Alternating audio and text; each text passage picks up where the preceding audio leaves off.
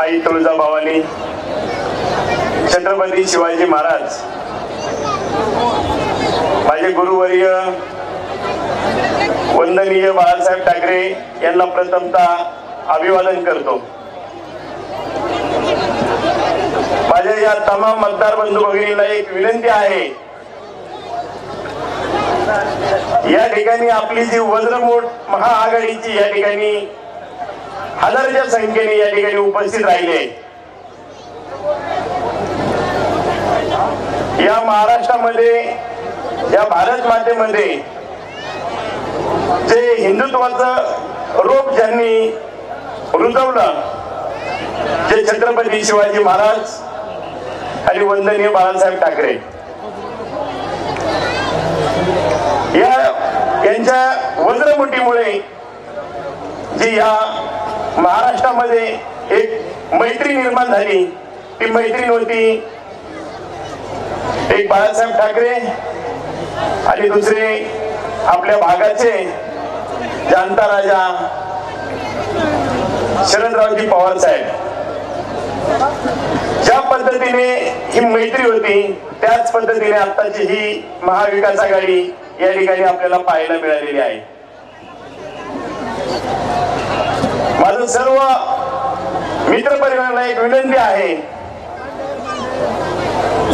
भवितव्यामध्ये जर महाराष्ट्रामध्ये एक शांततेचा जर तुम्हाला संदेश द्यायचा असेल तर ती भवितव्यामध्ये महाविकास आघाडी ही आपली बळकट झाली पाहिजे।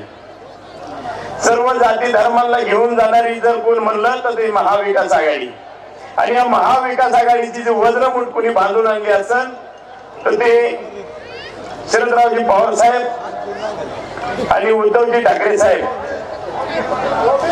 यांच्या माध्यमातून ही जी वज्रमुठ महाराष्ट्रामध्ये आता बांधलेली आहे ही अशी शेवटपर्यंत टिकून राहू द्या। 2 दिवसावरती इलेक्शन आलेले आहे, त्या इलेक्शन मध्ये आपली सर्वांची ताकद दाखवा। ही ताकद दाखवत असताना कुठल्याही एका पक्षाचं काम नाहीये, हे सर्व जनतेला माहिती आहे। आज 6 वर्षापूर्वी ज्यावेळेस मी स्वतः पवार साहेबांना भेटलो होतो, तर पवार साहेबांनी त्यावेळेस शिवसैनिक कसा असतो आणि शिवसैनिकाला किती वेळ द्यायचा हे फक्त पवार साहेबांनी ओळखलं।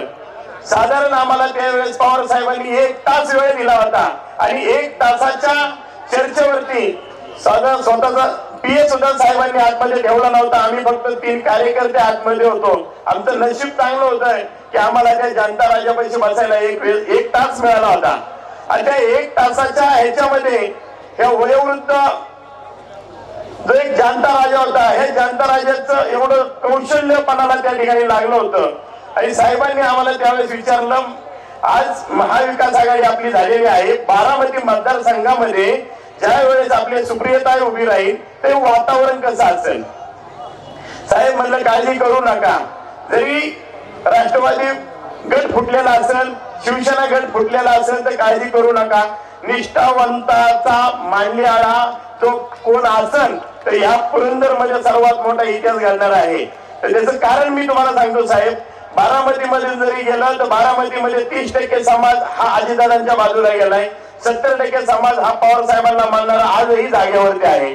त्याच पद्धतीने दौंड परिसरामध्ये गेलं तर दौंड परिसरामध्ये सुद्धा सांगतो शिवसैनिक एवढे हरामासाचे आजही 70 ते 80% जागेवरती आहेत आणि 20% फक्त अलिप्त झालेत।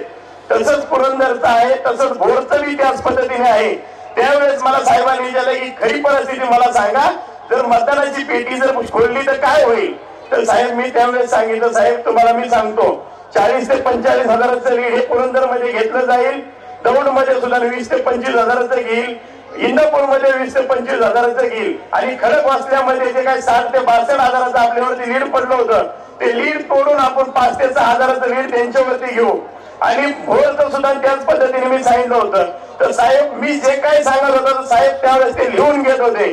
त्यावेळेस साहेबांची दूरदृष्टी आम्हाला त्यावेळेस पाहायला मिळाली। आम्हाला सुरुवातीला चहा आला, कॉफी आली, नाश्ता आला, म्हणजे साहेबांची तळमळ ही त्यावेळेस मी 1.25 वर्षापूर्वी ओळखून घेतली होती, आणि साहेबांनी त्यावेळेस आम्हाला शाबासकी दिली की म्हणले जर असा एक शिवसैनिक आम्हाला जर यापूर्वी जर मिळाला असता तर या महाराष्ट्रावरती पवार फॅमिलीनी एक हाती सत्ता आणली असती.